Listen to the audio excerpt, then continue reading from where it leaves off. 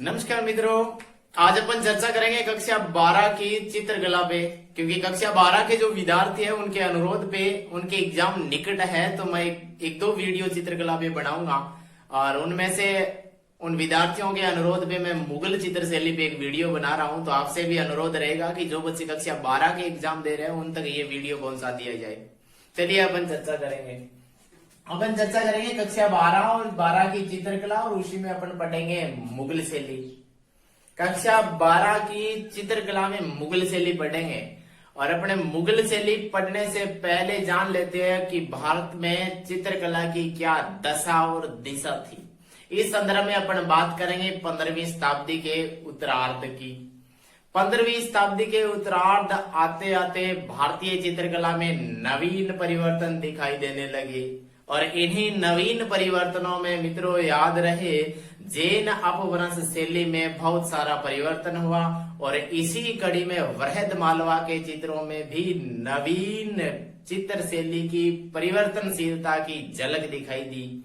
और ऐसे में चित्रकला के विषयों में, चित्रकला के आकार में और कलागत विशेषताओं में स्पष्ट उदाहरण देखने को मिले। और जो परिवर्तन स्पष्ट दिखाई दिए, इन परिवर्तनों के जो स्पष्ट उदाहरण है वो उदाहरण है नियमतनामा, आरण्यक पर्व और महापुराण, चौर पंचाशिका आदि उदाहरण मुख्य रूप से अपन को देखने को मिलते हैं। तो ये था भारतीय चित्रकला में परिवर्तन की दशा और दिशा का रूप। अब अपन शुरू करते हैं मुगल चित्र शैली। और कहते हैं कि 16वीं शताब्दी के उत्तरार्ध प्रारंभ में जब यहाँ भारतीय चित्र शैली का परिवर्तन का दौर चल रहा था, ऐसे में रियासती काल था। और रियासती काल के आपसी टकराव के कारण ऐसी स्थिति पैदा कर दी थी कि विदेशी आक्रांताओं को यहाँ अपने पैर पसारने के अवसर मिल गए। और इसी कड़ी में 1526 में यहाँ विदेशी आक्रांता बाबर का आगमन होता है। और बाबर 1526 में भारत में मुगलिय सत्ता की स्थापना करता है। और इन्हीं के साथ भारत में मुगल चित्र शैली का आगमन होता है। चलिए स्टार्ट करते हैं भारत में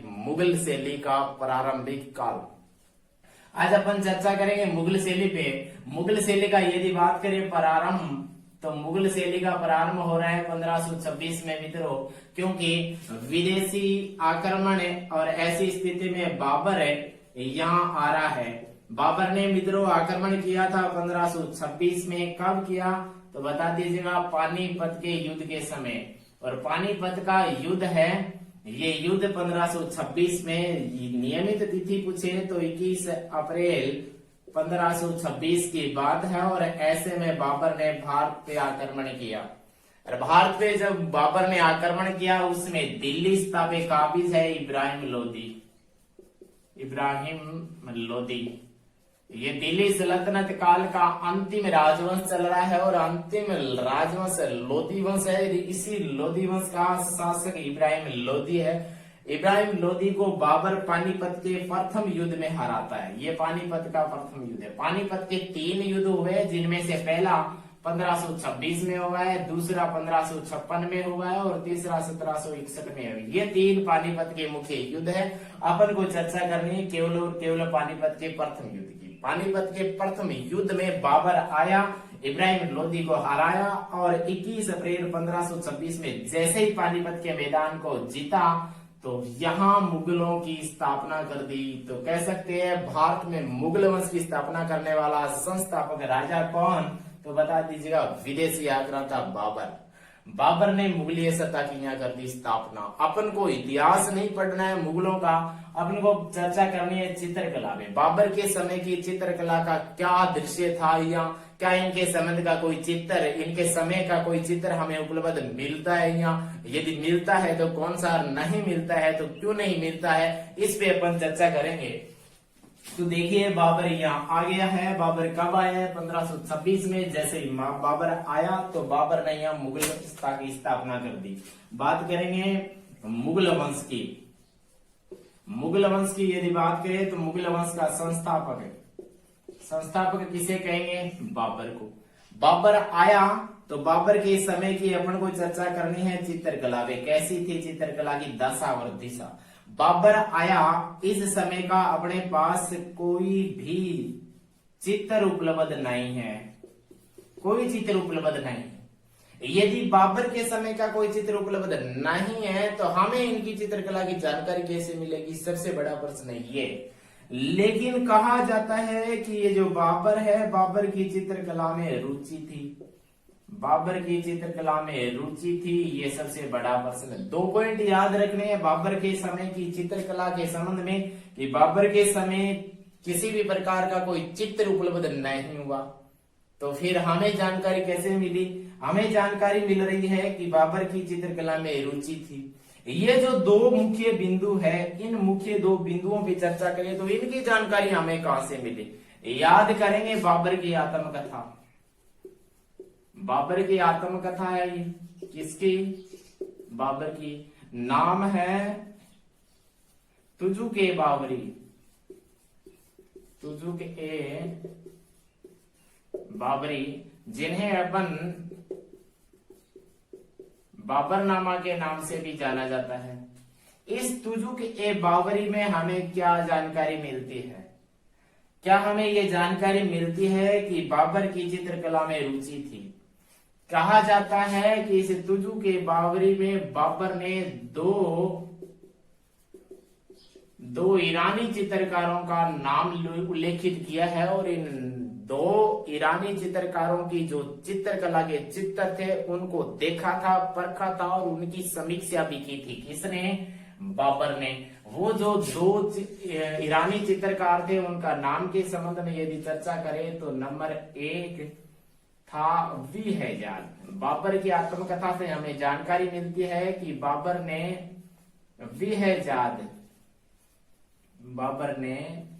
वीहजाद नामक चित्र था, उसकी प्रशंसा की है। और ये वही वीहजाद है जिन्हें पूर्व का राफेल कहा जाता है। पूर्व का राफेल ये फर्स्ट ग्रेड में पूछा जा चुका है। पूर्व का राफेल किस चित्रकार को कहा जाता है तो बता दीजिएगा, वीहजाद को। और इन्हीं वीहजाद की बाबरनामा में बाबर ने प्रशंसा की है और इनके चित्रों की समीक्षा भी की है। और एक और ईरानी चित्रकार है जिनका भी उल्लेख हमें तुजु के बाबरी यानी बाबरनामा से मिलता है, उसका नाम है शाह मुजफ्फर।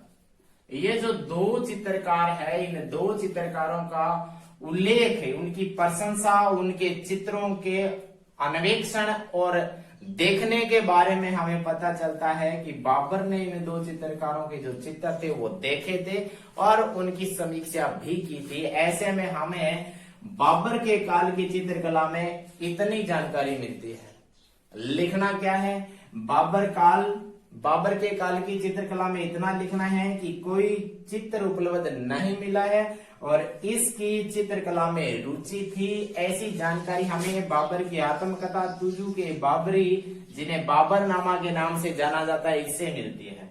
और इसी बाबरनामा में बाबर ने 2 ईरानी चित्रकारों की प्रशंसा की है, जिनमें एक वीहजाद है और दूसरा है शाह मुजफ्फर। वीहजाद को पूर्व का राफेल कहा जाता है। यह फर्स्ट ग्रेड में पूछा गया प्रश्न है। उम्मीद करता हूं कि बाबर के समय की चित्रकला की जानकारी है वो आप सभी को समझ आई होगी। आगे बढ़ते हैं। बाबर की यदि शासनकाल की बात करें तो बाबर का शासनकाल था मित्रों 1526 से लेकर के और 1530 तक। 1526 से 1530 तक का शासनकाल था। छोटा सा शासनकाल था, बड़ा शासनकाल नहीं था। जैसे ही 1530 में बाबर की मृत्यु हुई तो बाबर का पुत्र है जिसका नाम है हुमायूं राजा बना।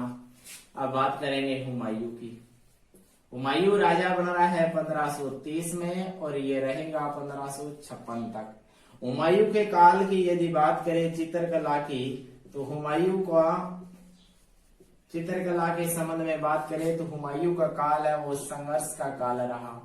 और ऐसे ही संघर्ष के दौर में हुमायूं ने क्या किया? हुमायूं भारत से चला गया और ईरान के शासक के पास गया। ईरान का जो शासक था, ईरान के शासक से हुमायूं ने मदद मांगी और ऐसे में ईरान के शासक से मदद लेकर के और हुमायूं पुनः भारत लौट रहा है।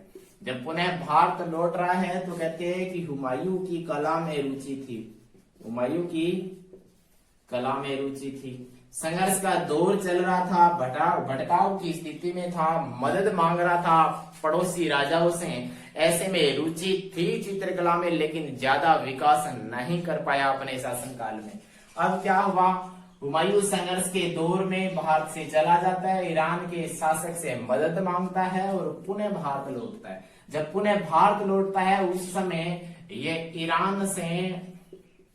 ईरान से 2 चित्रकारों के साथ लेकर के आते हैं। अब ईरान के 2 चित्रकार कौन कौन से हुमायूं के साथ में भारत आता है, इसके संदर्भ में चर्चा करेंगे। नंबर 1, मीर सैयद अली जुदैई, उपनाम भी जुदैई लिखता था ये। और दूसरा था ख्वाजा अब्दुल समद सिराजी, शॉर्टली इसको जुदैई और सिराजी लिख सकते हैं। ये 2 ईरानी चित्रकार हुमायूं के शासनकाल में भारत में आए थे। कहने का मतलब ईरानी शैली का प्रभाव मुगल शैली पे स्पष्ट दिखाई देता है, क्योंकि चित्र का प्रारंभिक चित्रकार थे वो कहां से आए थे, ईरान से आए थे। इसलिए मुगलीय शैली पे सर्वाधिक यदि पूछा जाए कि किस शैली का प्रभाव दिखाई देता है तो वो है ईरान शैली का। ईरानी चित्रकार तो आ गए हुमायूं के शासनकाल में, और हुमायूं को चित्रकला में समय नहीं मिला ज्यादा, क्योंकि संघर्ष का काल चल रहा था और ऐसे में चित्रकला में ज्यादा विकास नहीं कर पाया। इन 2 चित्रकारों ने क्या किया, इनमें से मीर सैयद अली जुदाई है, ये भी फेमस चित्रकार था जो आगे चल करके अकबर की चित्रशाला का मुस्लिम पीरियड मुख्य चित्रकार था। और अब्दुल समद सिराजी भी अच्छा चित्रकार था, जो अकबर के काल में पढ़ेंगे तो वहां ये दशवंत है, दशवंत जो हिंदू चित्रकार है उसका गुरु रहा था। हुमायूं ने क्या किया, अपने पुत्र अकबर का चरित्र निर्माण के लिए और उन्हें चित्रकला की शिक्षा दी थी। इन्हीं ईरानी चित्रकारों ने इन्हें अकबर को बचपन काल में ही चित्रकला की शिक्षा दे दी थी। अब यदि बात करें हुमायूं के काल के किसी चित्र की, किसी ग्रंथ की, तो हुमायूं के काल में हमें केवल एक चित्र प्राप्त होता है, और वो चित्रित ग्रंथ है जिसका नाम है दास्तान ए अमीर हमजा, जिसका नाम है दास्तान ए अमीर हमजा, जिन्हें शॉर्टली हमजनामा कहा जाता है। ये हुमायूं के काल में चित्रित ग्रंथ है, याद रहे अच्छे से। अब बाबर के काल का देखा जाए तो कोई भी चित्र उपलब्ध नहीं है, मिलता भी नहीं है। केवल और केवल इतनी जानकारी मिलती है कि बाबर की चित्रकला में रुचि थी। लेकिन यदि पूछ ले हुमायूं के काल का कोई चित्रित ग्रंथ उपलब्ध है तो उसका नाम है दास्तान ए अमीर हमजा, जिसे हमजनामा कहा जाता है। ये थी हुमायूं के काल की चित्रकला। कहा जाता है कि हुमायूं का काल संघर्ष का काल था। ऐसे में भटकते हुए काल में स्वयं से निर्मित पोथीखाना जिसे पोथीखाना पुस्तकालय था, इसी पुस्तकालय की सीढ़ियों से गिर करके 1556 में हुमायूं की मृत्यु हो जाती है। जैसे ही हुमायूं की मृत्यु हुई 1556 के 2 चित्रकारों के नाम बार बार बोर्ड परीक्षाओं में पूछा गया है, और एक इसका उदाहरण है, ये भी इम्पोर्टेंट है। जैसे ही हुमायूं की मृत्यु हुई 1556 में, अब राजा बनेगा अकबर। बात करते हैं अकबर के काल की चित्रकला।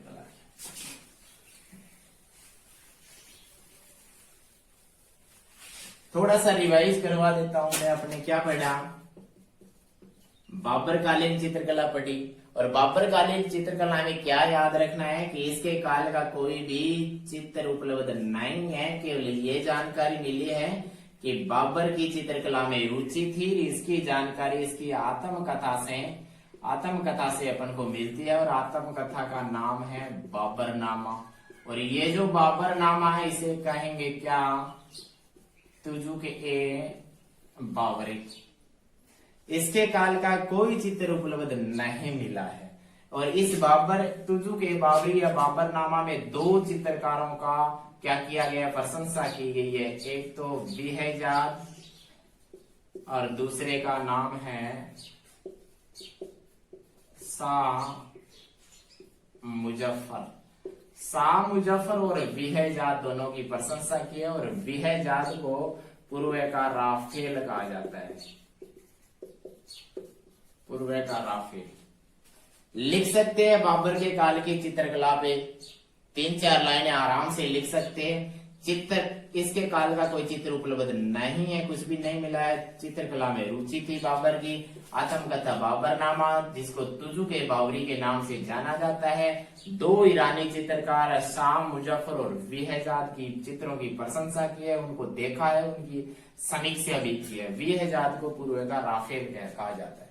उम्मीद करता हूं कि ये समझ में आ गया होगा। अब एक बार रिवाइज हुमायूं के काल की चित्रकला को भी मैं कर देता हूं। बात करें हुमायूं। हुमायूं के काल के चित्रों में सबसे बड़ा ग्रंथ याद रख लीजिएगा, जिसका नाम था दास्तान ए अमीर हमजा, जिसे हमजनामा कहा जाता है। इसके काल में ईरान से दो चित्रकार आए थे। एक का नाम मीर सैयद अली जुदैई था, जुदाई, और दूसरे का नाम ख्वाजा अब्दुल समद सिराजी था। सीरी कलम की उपाधि थी इसके पास, और इसके पास जुदाई की उपाधि थी। ये था किसका, हुमायूं के काल का रिवाइज। अब अपन पढ़ेंगे किसके बारे में। हुमायूं की मृत्यु 1556 में हो रही है, तो इसके बाद में अकबर राजा बन रहा है, और अकबर की चित्रकला के संबंध में अपन चर्चा करेंगे। अब देखते हैं अकबर की चित्रकला। यहां से प्रश्न पूछा जाएगा, अकबर राजा बन रहा है 1556 में, और 1605 तक ये राजा रहेगा। और ऐसे में इसके दरबार में भी ईरानी चित्रकार थे, वही जो अपने पिता के काल में आए थे। हुमायूं के काल में आए थे कौन, एक तो जुदाई आया था और दूसरा आया था सिराजी। सिराजी और जुदाई दोनों ही ईरानी चित्रकार है। ये भी किसके काल में, शासन काल में, किसके दरबार में है, अकबर के शासन काल में, अकबर के दरबार में। कहा जाता है कि अकबर के दरबार में मुस्लिम और हिंदू दोनों प्रकार के चित्रकार थे। इनमें से मुस्लिम ये दो चित्रकार थे, और हिंदू चित्रकारों की बात करें तो उसमें एक तो था दसावन और दूसरा था, एक दसावन था और दूसरा था वसावन, वैसावन। एक दसावन और एक तो दसवंत था, एक तो दसवंत था और एक था बसावन। ये दो हिंदू चित्रकार थे। और मीर सैयद अली जुदैई और अब्दुल समद सिराजी ये दो मुस्लिम चित्रकार थे। ये दोनों मुस्लिम चित्रकार थे और ये दोनों हिंदू चित्रकार थे। अकबर के काल में क्या हुआ, इन मुस्लिम चित्रकारों ने क्या कार्य किया और इन हिंदू चित्रकारों ने क्या कार्य किया। अकबर की चित्रशाला में बहुत सारे चित्रकार थे, जिनमें मुख्य ये 4 थे। बार बार एग्जाम में इन्हीं से प्रश्न पूछे जाते हैं। अपन बात करेंगे सबसे पहले जुदैई की, मीर सैयद अली जुदैई की। इसके शासनकाल में मीर सैयद अली जुदैई ने क्या किया, पूछ लिया जाए अकबर के काल का फेमस चित्रकार तो बता दीजिएगा। मीर सैयद अली जुदैई था, जो अपने उपनाम भी जुदाई लिखता था, और ये इसकी उपाधि भी मानी जाती है। ये कहाँ का था ये पूछा जाए तो ईरान का। और ये किसके काल में भारत आया, तो हुमायूं के काल में भारत आया। इसने क्या किया, मीर सैयद जुदैई ने। बात करें इसके पिता की, तो इसका पिता भी एक चित्रकार था, जिसका नाम था मंसूर। और ये जो मंसूर है ये एक पक्षी चित्रकार था। कौन सा, पक्षी चित्रकार था। और इस पे भी फर्स्ट ग्रेड में प्रश्न पूछा गया है इसने मोर का चित्र बनाया था। किसका? मोर का चित्र बनाया था।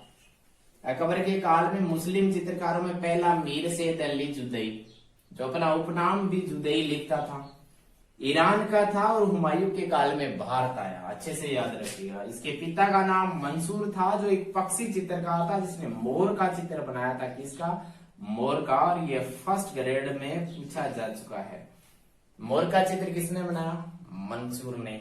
मंसूर किसका पिता है? मीर सैयद अली जुदैई का। ये मीर सैयद अली जुदैई कहाँ का है? ईरान का है। और किसके काल में भारत आया? हुमायूं के काल में। अब अकबर कालीन पहला मुस्लिम चित्रकार है। यदि बात करें इसके चित्रों की, तो इनके निर्देशन में एक चित्रित ग्रंथ चित्रित करवाया था, जिसका नाम है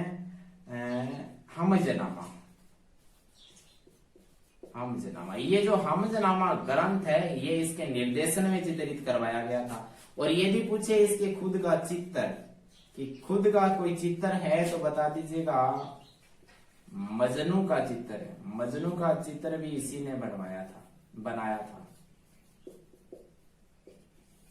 मीर सैयद अली जुदैई, जिनके निर्देशन में हमजनामा ग्रंथ चित्रित किया गया, और चित्र मजनू का चित्र, इसका फेमस चित्र है, बार बार एग्जाम में पूछा गया है। मीर सैयद अली जुदैई के बाद में अपन चर्चा करेंगे ख्वाजा अब्दुल समद शिराजी की। अकबर के काल में दूसरा मुस्लिम चित्रकार, जिसका नाम ख्वाजा अब्दुल समद शिराजी। ये शिराजी इसकी उपाधि भी मानी जाती है। कहाँ का था? तो वही वह उत्तर ईरान का। किसके काल में भारत आया? तो हुमायूं के काल में भारत आया। इसके संबंध में मुख्य बात ये ध्यान रखनी है कि ये जो अब्दुल समद शिराजी था, ये जो दसवंत नाम का अपना चित्रकार है, हिंदू चित्रकार, जो अकबर के दरबार में था, इसका ये गुरु है। किसका गुरु है? ख्वाजा अब्दुल समद शिराजी दसवंत का गुरु है। कहाँ का है? ईरान का। किसके काल में भारत आया? हुमायूं के काल में। अपनी चित्रकला की रूपरेखा निखारने का अवसर किसने दिया? तो बता दीजिएगा अकबर ने दिया। अब क्या है? ख्वाजा अब्दुल समद शिराजी, मीर सैयद अली जुदैई, दोनों ही चित्रकार मुस्लिम चित्रकार है। दोनों के संबंध में पढ़ लिया। अब हिंदू चित्रकार, जिसका नाम है दसवंत के संबंध में पढ़ेंगे। दसवंत सबसे पहली बात तो एक हिंदू चित्रकार है, और ये कहाँ का है? ये भारत का ही है। क्या किया था दसवंत ने? दसवंत ने चित्रकला की जो शिक्षा थी, वो चित्रकला की शिक्षा किससे ग्रहण की थी? तो अब्दुल समद शिराजी, जो ईरानी चित्रकार था, शिराजी से शिक्षा ग्रहण की थी। और दसवंत के काल का यदि पूछा जाए चित्र, कि इसका कोई चित्र भी है क्या, तो इसने रमजनामा चित्र बनाया था, ग्रंथ चित्रित करवाया था। रमजनामा, ये रमजनामा चित्रित ग्रंथ है। इसके जितने भी चित्र है वो दसवंत ने बनाए हैं। दसवंत किसके दरबार का हिंदू चित्रकार है? अकबर के दरबार का। ये हिंदू चित्रकार है, भारत का है। वो चित्र पूछे इसका, तो रमजनामा। चित्रकला की शिक्षा किससे ली? तो एक मुस्लिम चित्रकार, जो ईरानी चित्रकार था, जिसका नाम था ख्वाजा अब्दुल समद शिराजी। और शिराजी इसके सीरी कलम के नाम की एक उपाधि थी, इसी कारण इसको शिराजी कहा जाता था। अब अकबर के दरबार में दूसरा यदि बात करें हिंदू चित्रकार की, तो वो था बसावन। ये बसावन, ये भी अकबर के दरबार में एक हिंदू चित्रकार था। कहाँ का था? तो ये भी भारत का था। क्या किया इसने अकबरनामा में और जहांगीरनामा में अपने चित्र बनाए।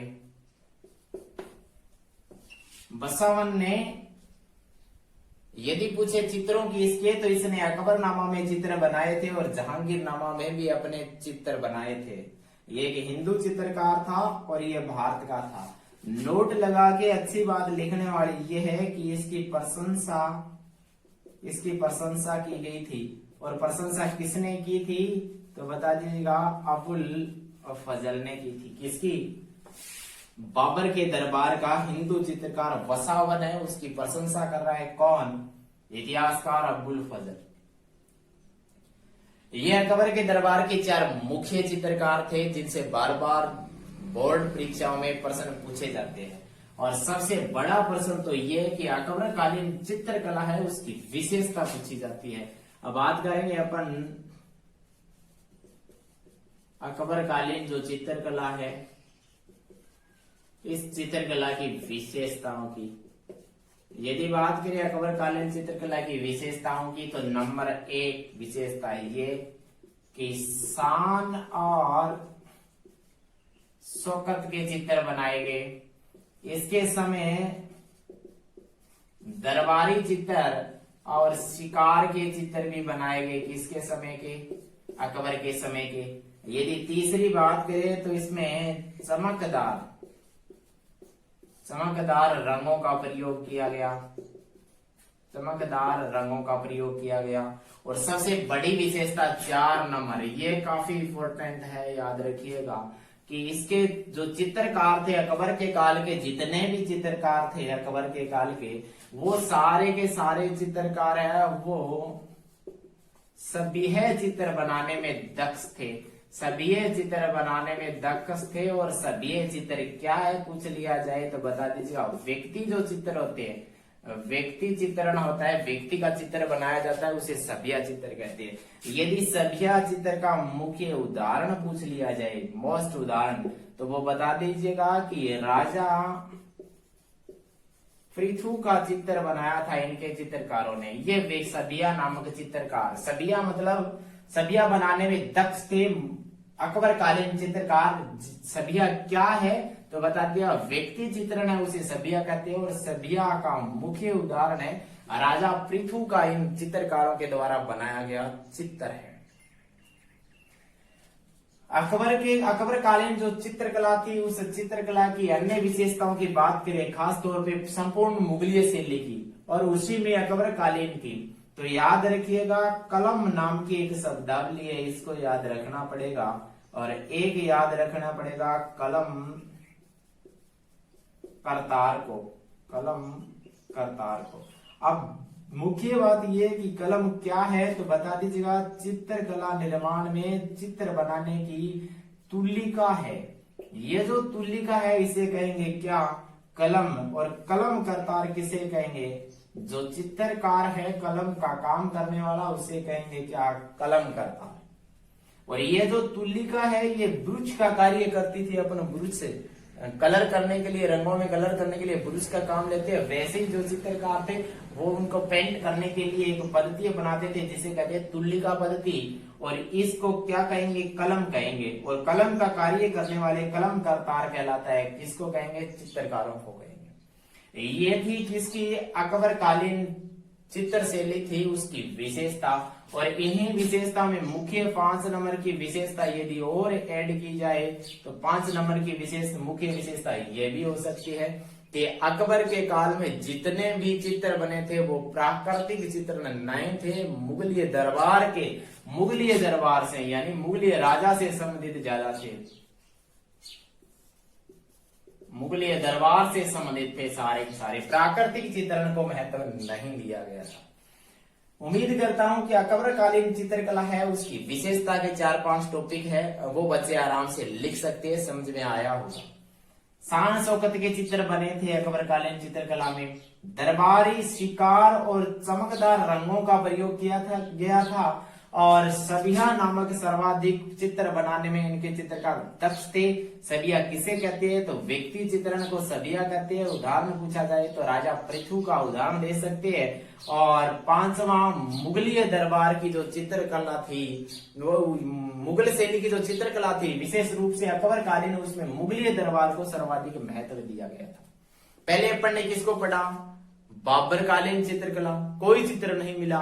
दूसरा पड़ा हुमायूं, उसमें दास्ताने हुमायूं, दास्ताने अमीर हमजा जिसे हमजनामा कहते हैं वो मिला हुमायूं के काल में। और तीसरा अकबर पड़ा, और अकबर के काल में अपन को क्या मिल रहा है, 2 ईरानी चित्रकार मुख्य और 2 हिंदू चित्रकार मुख्य। इनके दरबार में चित्रशाला थी, उसमें बहुत सारे चित्रकार थे, उनमें से मुख्य 2 हिंदू और 2 ईरानी, ये 4 ही थे जिनके संबंध में अपन ने चर्चा की है।